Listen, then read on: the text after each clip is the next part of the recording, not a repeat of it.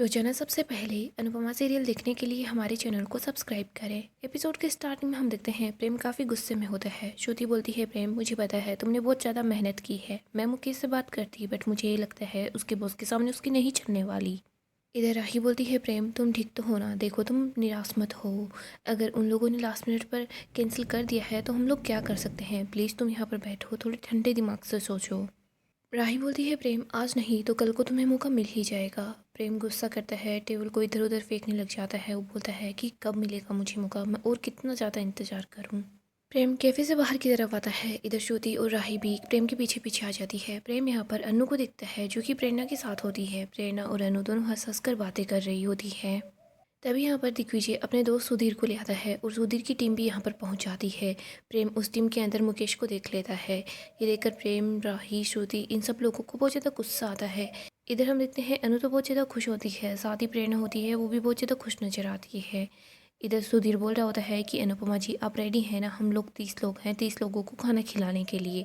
अनु बोलती है, आप फिक्र मत कीजिए, हम तैयार हैं। इधर मुकेश प्रेम की तरफ देखता है, फिर वो याद करता है कि प्रेम को उसी ने मना किया था। प्रेम काफ़ी गुस्से में नजर आता है।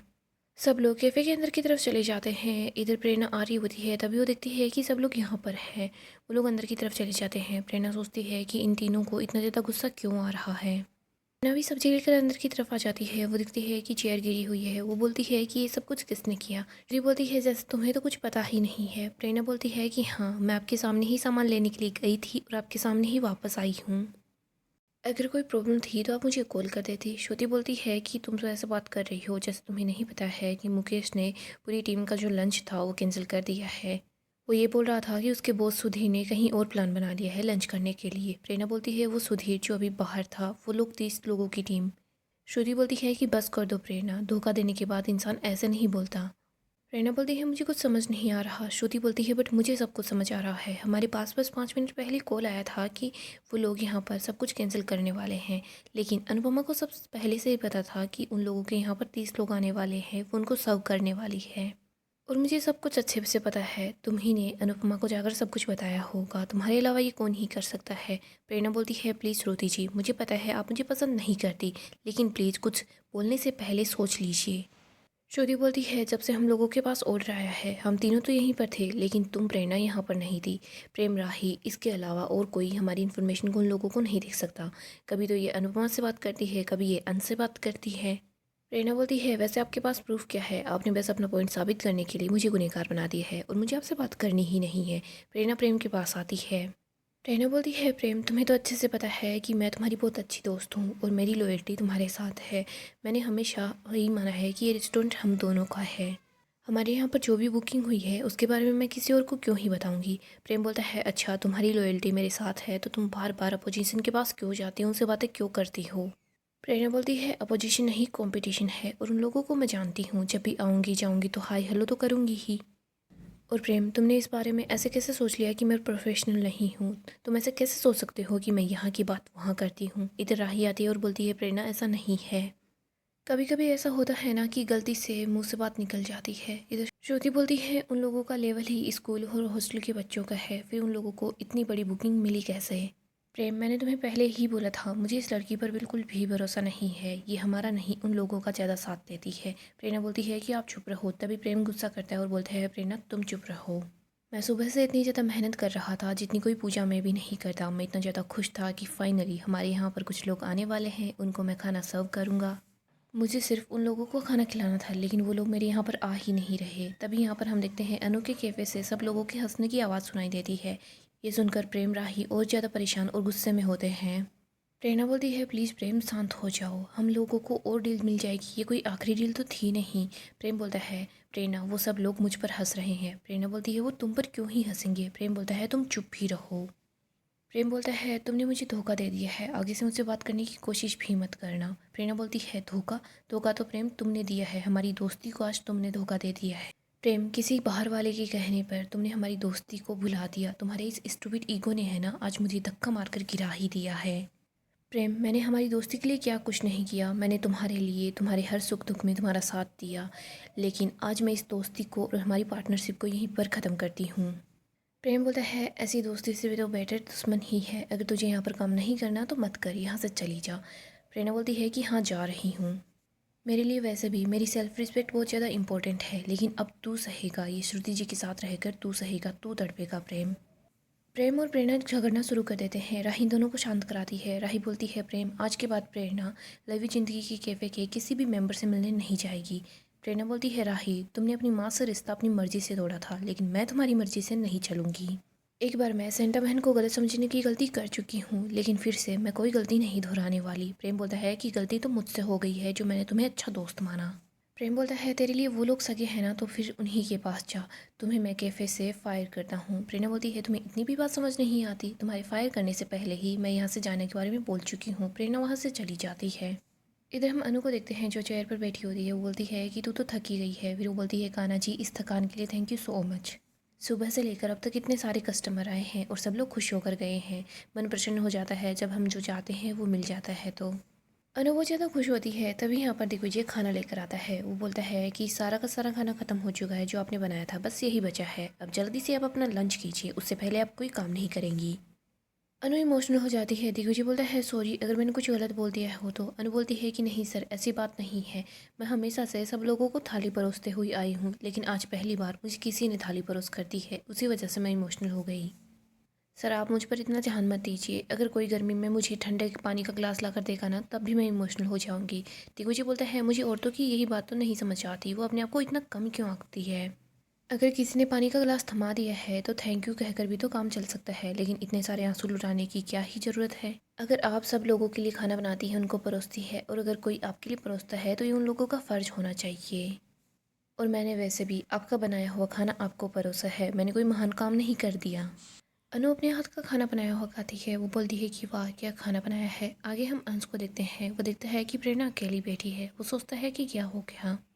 तभी वो देखता है कि प्रेरणा की तरफ एक गाड़ी आ रही है। वो देखता है प्रेरणा का ध्यान नहीं है। अंश जैसे तैसे करके प्रेरणा को बचा लेता है। वो देखता है कि प्रेरणा रो रही है। अंश बोलता है प्रेरणा तुम ठीक तो हो ना, तुम्हें चोट तो नहीं आई। प्रेरणा बोलती है आज मुझे दूसरी बार धक्का लगा है, लेकिन इस चोट की वजह से मुझे बिल्कुल भी दर्द नहीं हुआ। प्रेरणा रोने लग जाती है। वो वहाँ से जाने लगती है। तभी अंश उसको रोक लेता है और बोलता है कि बता दो हुआ क्या है। इधर हम अन्नू को देखते हैं जो बोलती है सर मैंने इतना खाना खा लिया है, अगर ऐसे ही खाती रहूँगी ना तो मैं मोटी हो जाऊँगी। तभी यहाँ बंकू आता है। वो बोलता है दीदी आप इतना अच्छा खाना क्यों बनाती हो। अनु बोलती है सर इसको देख लो, ये मेरा बनाया हुआ इतना खाना खाता है लेकिन फिर भी इसका वजन नहीं बढ़ता। बंकू बोलता है वैसे दीदी आप घर में कैफ़े में इतना सारा काम करती रहती हो दिन भर, तो आपको एक्सरसाइज करने की ज़रूरत नहीं पड़ती। अनु बोलती है मैं क्या, हर गृहिणी अपना काम करती है, बच्चों का काम करती है, पूरे घर का काम करती है, वो पूरे दिन बस काम में ही लगी रहती है। ऑफिस जाती है तो ऑफिस का काम करती है, फिर घर का काम करती है। हमारी कसरत तो पूरे दिन यूं ही होती रहती है, इसी वजह से तो हम लोगों को जिम की मेंबरशिप लेने की ज़रूरत नहीं होती, हम लोग पैसे बचा लेते हैं। तो गुरु बोलता है ज़रूरत तो पड़ती है, क्योंकि वैसे भी हमेशा यही बताया गया है कि मर्दों से ज़्यादा औरतों में बीमारियाँ होती हैं। अब देख लो ये एंजाइटी और प्रेशर ये सब भी औरतों में ज़्यादा होता है मर्दों के बजाय। अनु बोलती है लेकिन ऐसा क्यों। तो कुछ बोलता है क्योंकि लड़कियों को बचपन से यही सिखाया जाता है कि हमें से दूसरे लोगों की सेवा करनी है, अपने बारे में नहीं सोचना। औरतों को ये सोचकर सेवा करनी चाहिए कि हाँ सेवा करें तो फिर उसके बाद उनको अपने लिए भी तो कुछ करना चाहिए ताकि वो ये सेवा थोड़े दिन और कर पाए। अनु बोलती है लेकिन सर उनको अपने लिए टाइम नहीं मिल पाता। दिग्विजय बोलता है अच्छा। दिग्विजय बोलता है जब घर में एक्स्ट्रा मेहमान आ जाते हैं तो उनके लिए एक्स्ट्रा खाना बनाने का टाइम मिल जाता है, फिर एक्स्ट्रा सफाई करने का टाइम भी मिल जाता है, और ऐसे ही अगर कोई बीमार हो जाता है तो उसकी तीमारदारी करने का टाइम भी मिल जाता है, बच्चों की एग्ज़ाम होती है तो उसको पढ़ाने के लिए भी टाइम मिल जाता है। 24 घंटे में से ये 1 घंटा तो आप लोग आसानी से निकाल लेती हो, लेकिन अपनी मेंटल और फिजिकल हेल्थ के लिए आप 1 घंटा आसानी से नहीं निकाल पाती। सिर्फ घर का काम करने से मेंटल और फिजिकल हेल्थ ठीक रहती तो सब लोग ही फिट होते। अनु बोलती है हाँ सर आपकी बात तो बिल्कुल ठीक है। अनु बोलती है अब तो पहले जितना काम भी नहीं करना पड़ता, पहले तो चाकी से आटे को पीसना पड़ता था, मसालों को भी कूटना पड़ता था, मक्खन को भी अपने हाथों से ही निकालना पड़ता था, लेकिन अब सारा का सारा काम मशीनों से फटाफट हो जाता है। दिग्विजय बोलता है कि हाँ उन मशीनों को पूरा चालू रखने के लिए, ठीक रखने के लिए उनके मेंटेनेंस का आप ध्यान रख लेती है, लेकिन अपने शरीर का, अपनी बॉडी का मेंटेनेंस नहीं रखती।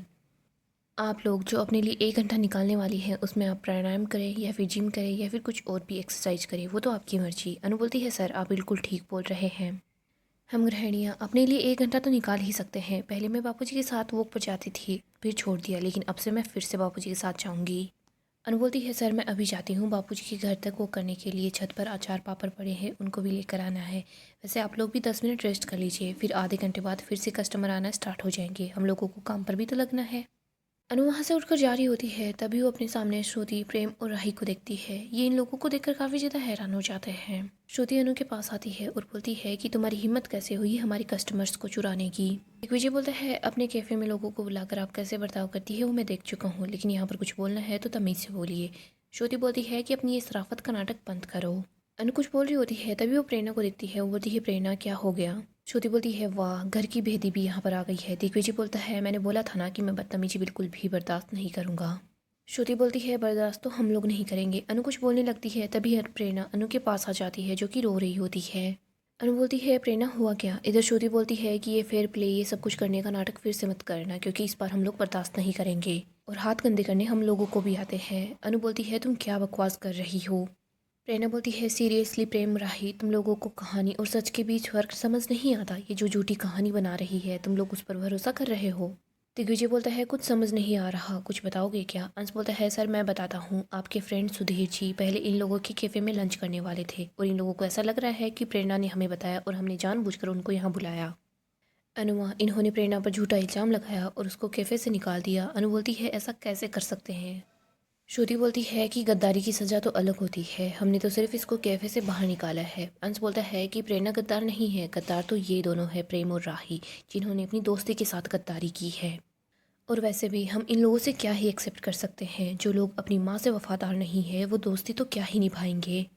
और प्रेरणा तुम ऐसे लोगों के लिए क्यों रो रही हो, जहाँ तुम्हारी वैल्यू ही नहीं है वहाँ पर काम करके तुम्हें मिलेगा ही क्या।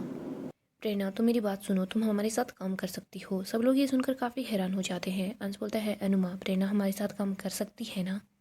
अंश बोलता है बताइए ना अनुमा। अनु बस प्रेम और राही को ही देख रही होती है। आगे हम देखते हैं सब लोग घर आ जाते हैं। यहाँ पर प्रेरणा बताती है कि श्रुति जी शुरू से ही मुझे लाइक नहीं करती थी, लेकिन मुझे नहीं पता था कि मुझे कैफ़े से बाहर भी निकालना चाहती है। आज सुबह तक मुझे पूरा भरोसा था खुद पर, मुझे लगता था कि मैं अपनी प्रेम की राही की दोस्ती को हमेशा तक बचा कर रखूँगी। मुझे लगता था श्रुति चाहे कुछ भी बोल दे, लेकिन प्रेम और राही सिर्फ मुझ पर भरोसा करेंगे, किसी और पर नहीं, क्योंकि वो लोग मुझे एम्प्लॉय नहीं पार्टनर मानते हैं। लेकिन प्रेम तो 1 मिनट के अंदर बदल गया, उसने तो 1 सेकंड भी नहीं लगाई। प्रेम ने मुझ पर बिल्कुल भी भरोसा नहीं किया। सेंटा बहन अब आप ही बताओ मैं क्या करूँ, मेरी तो जॉब भी चली गई है, मेरे पास कोई दोस्त भी नहीं है, अब मैं कहाँ जाऊँगी कहाँ रहूँगी। प्रेरणा रो रही होती है और बोलती है मुझे कुछ भी समझ नहीं आ रहा, मैं क्या करूँ। अंश बोलता है सिंपल है अनुमा, प्रेरणा को हमारे कैफ़े में काम करना चाहिए। तभी यहाँ पर बा आ जाती है। बा बोलती है जंग के टाइम पर भी फ़ौज में इतनी भर्ती नहीं होती जितनी भर्ती तुम लोग अपने कैफ़े में ले रहे हो। तुम लोग कमाओगे क्या, बांटोगे क्या। अंश बोलता है बा आप समझने की कोशिश कीजिए, हम सब संभाल लेंगे। बा बोलती है अनुपमा तू तो समझ, अगर तूने इस लड़की को अपने साथ मिला लिया ना तो प्रेम तो यही सोचेगा कि हाँ उनका जो इल्ज़ाम लगाया हुआ है वो सच है। ऐसे ही तेरी बेटी के ससुराल वाले हमसे नाराज़ हैं, उनकी तरफ से खूब सारे ताने आते हैं, ये सब कुछ करेगी तो और बात भी कट जाएगी। अनु बोलती है जब अंधेरे में आग होती है तो कुछ समझ नहीं आता, अब बस सुबह होने दीजिए, हम समझ लेंगे, सोच लेंगे कि हम लोगों को क्या करना है, बस आज की बात है। अनु बोलती है प्रेरणा जाओ बेटा तुम अंदर जाकर आराम करो। बा बोलती है अंदर जाओ मतलब क्या, ये यहीं पर रहेगी क्या। इधर तोशु बोलता है कि मम्मी ऐसे तो करके आप सब लोगों को यहाँ ले आओगी, और मम्मी ऐसे तो एक दिन हम लोगों को बाहर निकाल देगी। बा बोलती है कि कैसे निकाल दी, मैं तुझे ही बाहर निकाल दूंगी। तोशु बोलता है आप मुझे क्यों निकालोगी घर से बाहर। इधर बाप बोलती है मेरा घर कोई ऐसा वैसा घर नहीं है, और अनु तो ऐसे ही किसी को भी रास्ते से उठाकर घर में नहीं ला सकती। बापूजी बोलते हैं कि लीला मेरी बात सुन। बाप बोलती है कि जब आप इन लोगों को घर पर लेकर आए थे ना तब मैंने आपकी बात सुनी थी, लेकिन अब नहीं, ये लड़की तो मुझे पहले से ही पसंद नहीं थी।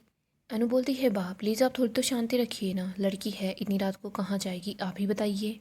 बा जब दिल टूटता है तो फिर भी अकेलापन सहन किया जा सकता है, लेकिन जब भरोसा तोड़ता है तो अकेलापन खाने को दौड़ता है। मैंने ये बहुत बार महसूस किया है क्योंकि ऐसा मेरे साथ हुआ है। बा आप कुछ तो तरस खाओ, ये जिस फ्लैट में रहती थी वो भी कोठारी का ही दिया हुआ है, और वसुंधरा बहन को पता चल जाएगा तो। बा बोलती है कि अच्छा हुआ तुझे वसुंधरा का नाम तो याद है, तो अब उसकी शकल और सीरत भी याद कर ले, अगर ये यहाँ पर रहेगी ना तो वो औरत हम लोगों को कच्चा चबा जाएगी। और तुझे क्या पता इसका भरोसा टूटा है, अगर प्रेम ने इसको इतना कुछ बोला है तो कुछ तो बात हुई होगी, इसकी गलती होगी। किंजल बोलती है कि बा आजकल प्रेम कुछ सही बोलता ही कहाँ है। पाकी बोलती है भाभी ये कौन सी दूध की धुली हुई है, पहले ये प्रेम के पीछे पड़ी हुई थी। तोश बोलता है कि हाँ इस घर में सब लोग पुराने चैप्टर भुलाकर नए चैप्टर स्टार्ट कर देते हैं। बाबूजी बोलते हैं सबसे पहले तू इधर आ, तुम्हारे पुराने चैप्टर तो मैं खोलता हूँ। तोशु बोलता है बापूजी जो बोलना है बोल दीजिए, लेकिन पहले इसका फैसला कीजिए। ये लड़की है ना बिल्कुल भी सीधी सादी नहीं है, ये सीसी सी सी है।